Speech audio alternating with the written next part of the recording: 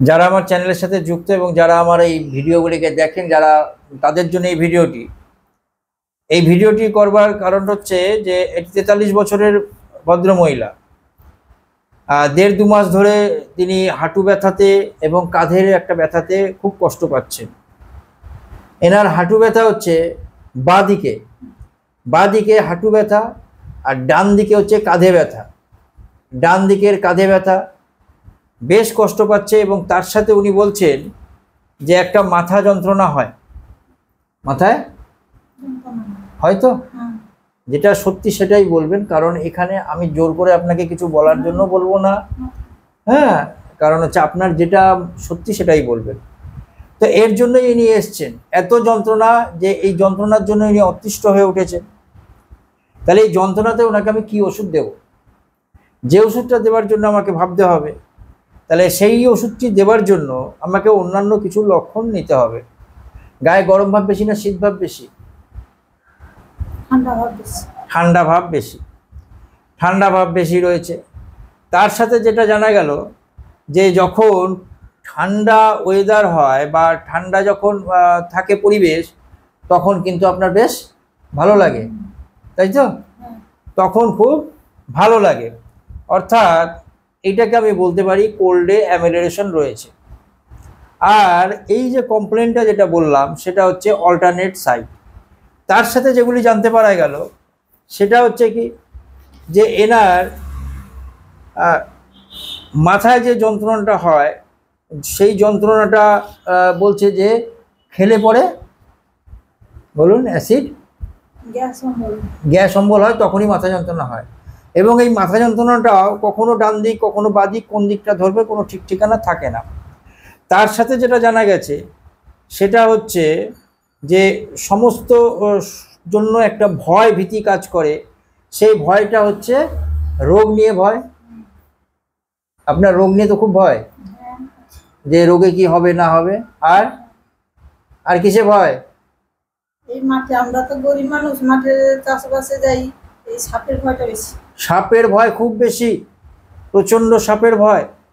তার সাথে রয়েছে রোগ নিয়ে ভয়, মৃত্যু ভয়, ঝড় বৃষ্টির ভয়। ঠিক বলছি তো এগুলি? হ্যাঁ, ঝড় বৃষ্টির ভয়, এগুলি কিন্তু ওনার মধ্যে প্রচণ্ড ভয়। আর তার সাথে ওনার কিন্তু অসুস্থতা, অর্থাৎ রোগের অসুস্থতা নিয়ে সবচেয়ে বেশি ভয়। অন্যদেরও যদি অসুস্থ হয়ে যায় তাদের নিয়েও তো ভয় হয়, যে এই মরে যাবে কিনা, কিছু হয়ে যাবে, খারাপ কিছু হয়ে যাবে কিনা, এটা রয়েছে।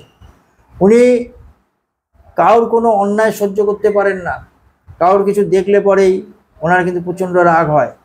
তার সাথে যেটা জানা গেছে উনি কিন্তু লবণ খেতে খুব পছন্দ করে। বেশি লবণ খেতে পছন্দ করেন তো? এদিকে তাকান, লবণ খেতে খুব পছন্দ করেন। বলতে আসলে পেশেন্ট অনেক সময় লবণের কথা বলতে চায় না, যদি ডাক্তারবাবু লবণ খেতে বারণ করে দেয়। তার সাথে হচ্ছে যে একটু ঝাল টাইপের খাবার খেতে ভালোবাসে, এবং খাবার দাবার একটু গরম হলে ভালো লাগে। দুধ খেতে পারেন? দুধ খেলে কি হয়? অ্যাসিড হয়। মিল্ক ইনটলারেন্ট, মিল্ক একদম খেতে পারে না। উনি সাপের যেরকম ভয় সেরকমভাবে সাপেরও স্বপ্ন দেখেন। আর তার সাথে আরেকটি রয়েছে ফটোফোবিয়া। উনি নিজেই বললেন, যেটার নামকরণ হয় ফটোফোবিয়া। উনি যেটা বলছেন যে উজ্জ্বল যদি আলো হয় চোখে পড়ে তাহলে কি সহ্য করতে পারেন না? খুব কষ্ট হয় তখন। কোনো উজ্জ্বল আলো যদি চোখের মধ্যে পড়েছে তাহলে ওনার খুব কষ্ট হয়। উনি সেই জন্য রৌদ্রের দিকে তাকাতে পারেন না। যেখানে খুব উজ্জ্বল আলো ঘরের মধ্যে যদি থাকে তার মধ্যে দিয়ে কষ্ট হয়, যাকে আমরা বলছি ফটোফোবিয়া। এই ধরনের কিন্তু কষ্ট ওনার মধ্যে রয়েছে। এখন বন্ধু, তাহলে আমি কি ওষুধ দেব ওনাকে? প্রচণ্ড রাগ, এত রাগ কল্পনার অতীত যা রাগ থাকে। এবং উনি যেভাবে শোন, উনিকে যেটা জিজ্ঞাসা করা গেল যে ঘুমানোর সময় কিভাবে শোন, বলছে একটু কুকড়ে শোয়। ঠিক বলছি তো নাকি? হাঁটু আর মুখের জায়গাটা প্রায় কাছাকাছির জায়গায় চলে আসে। হ্যাঁ, এই ধরনের যদি থেকে থাকে তাহলে আমি কি ওষুধ ওনাকে দেব? আমার সিলেকশন ল্যাকক্যানাইনাম ওনাকে দেব। আশা রাখি উনি ভালো থাকবে। আমরা চেষ্টা করি, সেই চেষ্টার ফল হচ্ছে রোগী যখন মুখে হাসি ফুটে ওঠে। তাই খুব বেশি কিছু না বলে আমার সহজ সরল বুদ্ধিতে, আমার চিন্তা ভাবনায় আমি ওষুধটি প্রয়োগ করছি, দেখা যাক আগামী দিনে কি হয়। ধন্যবাদ, আপনার পারমিশন নিয়ে কিন্তু ভিডিওটি করলাম, অসুবিধা নেই তো? হ্যাঁ, ঠিক আছে।